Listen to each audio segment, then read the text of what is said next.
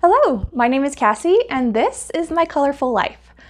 Today I thought it would be fun to do something a little different, and while I show you one of my art process videos, I thought it would be fun to talk about the 25 books I read in Q1 of 2025. If you didn't know, outside of this art channel, I have a book blog that I run over on Instagram. It's called Lost in Tomes, where I talk about everything that I read. It's primarily fantasy and romance with a bit of mystery or sci-fi mixed in here and there. I thought it would be fun to bring a bit of that bookish side to YouTube a couple times a year, just so we can get to know each other if we have something in common. I thought it would be kind of a fun place to chat about all of our favorite books. So if this sounds like your sort of thing, please grab a drink, settle in, and let's chat while I start painting. So we're gonna start things off with the fantasy category. So the first two I want to talk about are Belladonna and Foxglove by Adeline Grace. If you aren't already familiar, this is a YA fantasy trilogy. It's gothic murder mystery about a girl named Signa who is an orphan. She's 19 and she cannot die. However, when she does have near-death experiences, she can see death personified and speak with him. So she's like regularly poisoning herself so that she can get to talk to him. And there is a murder mystery that her and Death are trying to solve together. There is a lot of drama, family members that want to take advantage of her, a little bit of everything I like in a YA fantasy. There's a slow burn romance. Death is very like charismatic and intriguing, and it's fun to see Signa and how she grows. Really loved the first one, and the second book was great too. It's definitely was predictable, but satisfying. Really excited to see where things go in the next one. There's kind of a new relationship budding in that one, and I'm very intrigued to see how everything wraps up. I also read Rebel Witch by Kristen Ciccarelli. This is book 2 in the Heartless Hunter or Crimson Moth duology. If you aren't familiar with Heartless Hunter, it is a YA romantasy about a witch and a witch hunter. And there's a bit of a forbidden romance. There's lots of deception and rebellion, like a toxic society and mysteries. And I really enjoyed it. I thought it closed out the story really nicely. I almost loved book 2 more than book 1. It's a lot of fun. I also started a new series called Lore of the Wilds by Annalee Sabara. Is that how you say your last name, Anna? I apologize if I got that wrong. Anna's been a bookstagrammer for many years, and it's really exciting to have this as her author debut. I really enjoyed this story. It is about a girl who ventures into a magical forest to save her sister and gets tangled up in this world of fey creatures and magic. I would say the writing feels really accessible in the same way that YA does. However, there is definitely adult content throughout the series, and it is a blast. I also continued the Legendborn series by reading Bloodmarked and Oathbound by Tracy Deonn. If you aren't familiar with Legendborn, it follows Bree, whose mother has recently died, and there is a shroud of mystery around the way that she passed. And she discovers that there is this secret society of descendants of King Arthur that are involved with her mother's death. And she gets wrapped up in all of this mess, and it's got King Arthur mixed with like literal black girl magic, family ancestry, womanhood, and her navigating being a black woman in a predominantly white society. And it's so good. It's just so good. I also read books 1 through 4 of the Zodiac Academy. And oh my gosh, this series is so much fun, but I definitely felt like I needed a break at this point. There's a lot of books. You can really go down the rabbit hole with this series if it's something that you love. If you aren't familiar, Zodiac Academy takes place at a very brutal magical academy.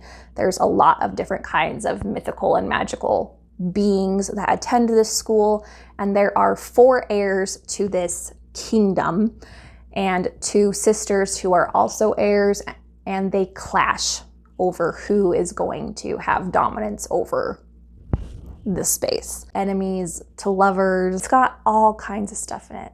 Like if someone took every single fantasy trope and mashed it together into a spicy, toxic romance set at a school, this is what would come up. Every single relationship with everyone is toxic.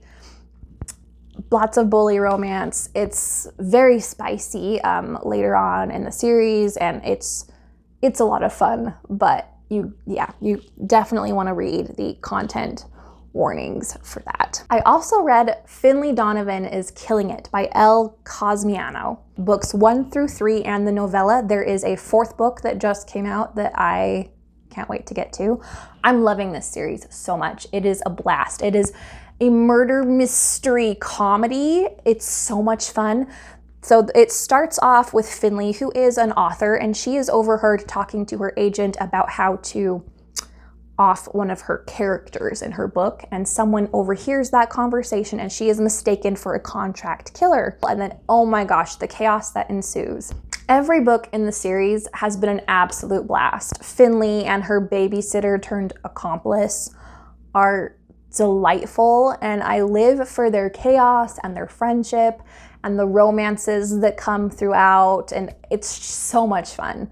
They are really enjoyable. I think they're making a movie. I'll look that up. I'll say if they're making a movie. I swear they are. I have been reading let me see what they're actually called. Camper and Criminals series by Tonya Capps, or Kappas. I hate pronunciation. And I've been reading them out of order, which you can do, but I recommend you read them start to finish because there's a love story that unfolds throughout them all with like multiple people, and it's better if you start at the beginning because I've been totally spoiled for what happens. And I think it would be more fun if you were not spoiled. They're so perfect to read in between like a denser book. They're short and sweet. You can get them in big sets on like Kindle and stuff. I love them a lot, and they have been so much fun. She even has seasonal ones around different holidays and such. They're very cute. Part of my footage got damaged, so we're gonna reshoot just this little section, but this is my disappointments and DNFs category. And the one that I was most excited about ended up being my biggest disappointment, and that was Wind and Truth by Brandon Sanderson for the Stormlight Archive series. If you haven't read the Stormlight Archive before or heard of it, this is a series right now. It is 5 books, and it's a story told in 2 arcs. So this is like part 1, and then there's going to be a part 2, which will be 5 more books. So this is the 5th book. So this is like the end of the first arc. Some people describe this book series as like people who need therapy but got superpowers instead. It takes place on like an alien planet, and it follows like a group of people who have powers and various mental illnesses, as they also have to go through like this really war-ridden planet and uncover all of these things. It's really hard to explain exactly how special this series really is, and hopefully it's a story that one day will be told through some sort of movie or TV show. I think it would translate really well to that, and we could cut out a lot of the extra. But this book really just did not do it for me. It almost felt like it wasn't the same writer. I'm not totally unhappy with where we ended up, but the journey to get there was disappointing. The character arcs for a couple characters in particular were really disappointing, and I'm trying to withhold judgment until I read the next arc whenever those come out. But right now, this is really hard to swallow. I could probably rant about this for a good 30 to 45 minutes, but we won't do that to you. The assistant to the villain. This is like a rom-com with a fantasy flair.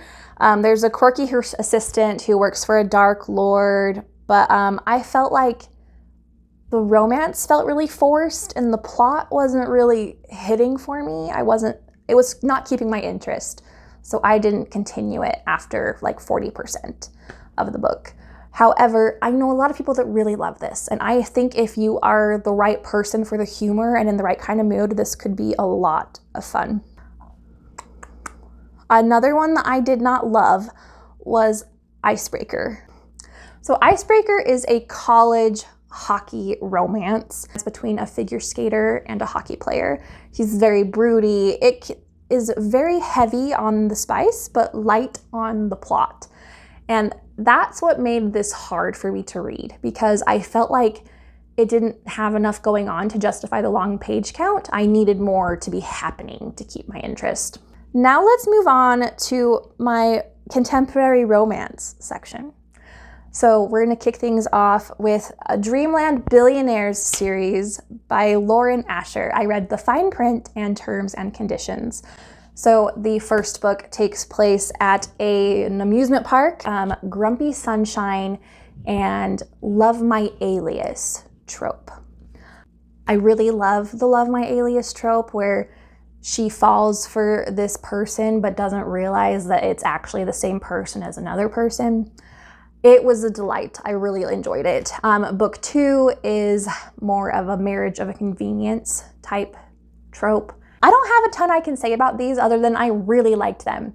They have the perfect combination of plot and spice. The romance builds nice and slow and on the page, so there's no insta-love around here.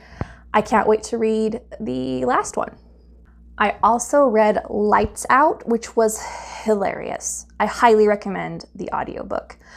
This is a stalker romance, and it is so funny because our male lead has such golden retriever energy, yet he's also in this really dominating role. It's a perfect book if you're wanting to like dip your toe into the dark romance, but don't want it to be like traumatized. I had so much fun with it. Definitely check your content warnings before reading. I also read and loved First Time Caller by, what's her name? B.K. Borison. It is charmingly messy, such rom-com about a small town radio show host who falls in love with a caller. And it's banter-filled, there's a slow burn romance. It's just really sweet and fun, and it's full of heart. This is great for people who love How to Lose a Guy in 10 Days or Sleepless in Seattle. Since it is a radio show romance, I highly recommend the audio. It kind of brings them to life. Yeah, it's a good time. Up next, I'd love to talk about Sunrise on the Reaping. Now, this is a Hunger Games prequel. It takes place between the President Snow prequel and the first Hunger Games book. This is one of those, it follows Haymitch's story, which is Katniss's mentor in the original Hunger Games trilogy. This is one of those that, even though it's a prequel, I definitely recommend reading this series in the order that they were released instead of like chronologically, because there's a lot of things that tie in directly to the original Hunger Games trilogy, especially when it comes to like Catching Fire and Mockingjay. But this was so well done. I've been wanting more of Haymitch's story since I read the original trilogy, and this was well worth the decade-long wait. We get so much backstory on him and a lot of other characters that we didn't get to hear from in the first go-around in Catching Fire and Mockingjay.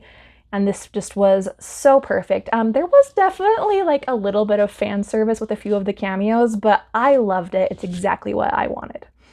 Okay, I also read Attached to the Hip by Christine Riccio. This is a rom-com style about a reality TV series that's similar to Survivor, kind of mixed with The Bachelor. There are couples paired up based off of their compatibility, and it follows a girl who gets on the show and then has to like work her way through love and the competition. And it's just pure fun. It's definitely sits on the new adult category. There's lots of drama, sabotage, and awkward flirting. I really loved it. It was a great time. I also read Promise of Peridot by Kate Golden. Now this is book 2 in the Sacred Stones series. This is a really fun little romantasy. In case you missed the first book, Dawn of Onyx, it follows a young woman named Arwen who's kidnapped and taken to a foreign kingdom ruled by magic. And she discovers that she too has rare magical abilities and her captors may need her more than she realizes. We navigate court politics, dangerous alliances, and Arwen finds herself caught between duty, freedom, and a slow burn romance with a powerful prince. This one definitely had a bit of middle book syndrome, but I still want to come back and see what happens in the next one. Onyx Storm is the 3rd book in the Fourth Wing series, and no one does a cliffhanger like Rebecca Yarros. Oh my goodness, the ending of this. If you haven't heard of Fourth Wing, I'm not sure where you've been. This installment was a roller coaster. I'm in the camp that I had no issues with book 2. I understand that a lot of people felt it was too slow or problematic, but I really enjoyed it, and I enjoyed this one just as much. The first book is still my favorite so far, but this had so many twists and turns. We got a lot of backstory on our characters. There was just constant momentum. I feel like you hit a certain point and just one thing happens after the next and it doesn't stop. The plot of this one really didn't go in the direction I was expecting. I kind of am thinking the next book is going to be what I expected this one to be like. But all in all, I really enjoyed this. I had no complaints. Riddick was absolutely the star of this one. I loved his humor and his loyalty. There was really good tension, even though the romance kind of took a backseat. But I just have so many questions and theories now, and I can't wait for the next one. I'm totally hooked. Now, I'd like to talk about, out of all of these books, what were my top 5 favorites from quarter 1 would have to be Onyx Storm, which I just talked about. Finley Donovan is Killing It. The Fine Print by Lauren Asher, Sunrise on the Reaping by Suzanne Collins, and First Time Caller. And an honorable mention for Oathbound by Tracy Dion, because I haven't finished it yet, so I can't officially put it on my list, but I am just loving it so much. I really think it's going to end up being 5 stars for me, just like the other 2. I want to talk about ones that I haven't finished, but I started in quarter 1. So we have The Ever King by L.J. Andrews. This is a piratey romance, and I'm struggling with it, if I'm honest. It's just, I feel like things aren't really happening as fast as I would like them to, and the romance feels a little insta-lovey for me. But I bought the whole series, and so I want to try to give it a chance and read the rest of the books. They're really short, so they shouldn't take too long. But yeah, I'm not loving it. And then I'm also reading Oathbound still, like I mentioned before, and The Weaver Bride by Lydia Grigorovic. This is an arc for a book that comes out this fall, and I will talk more about it when I do another one of these videos, but I'm having so much fun. It is very much like Rumpelstiltskin mixed with The Selection, and then also murder mystery and magic powers. I love it. And that's a wrap for quarter 1. I hope that you enjoyed this video. If you've read any of the books and want to talk about them, I'm all over that. Please leave me a comment. As well as if you liked this painting. This is our first time doing this style of video where I'm painting while talking about books. It's kind of new, so let me know what you think. This is going to be the first in a new series. I am very excited for the direction my art is going right now, and I hope that you like it too. We will see you next time.